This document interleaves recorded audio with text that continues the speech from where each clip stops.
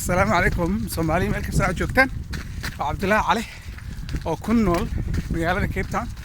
ee wadankani South Africa sida la socotaan 26 June ilaa 1 July inta u dhaxaysa waxaa la qorsheynayaa in qof kasta Soomaali ah dunida meel kasta wax ka joogay oo sameeyo 60 kilomitir oo loola jeedo in lagu xasuusto 60 guuradii ka soo wareegatay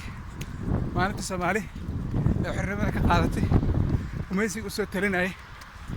muddooyinkii badnaa oo ku dhow 70 sanadood 60 kilomitir hal kilomitir kasta wuxuu taagan yahay hal sano ayuu taagan yahay oo 60 sano oo aan xornimada marka aan qaadanay laga joogo dhammaantiin mar labaad iyo mar saddexaad idinka mahadsan waxaa idinku yeerayaa in aad igala soo qayb gashaan orodkan ama socodkan hadba inta karaankiina yahay mahadsanidin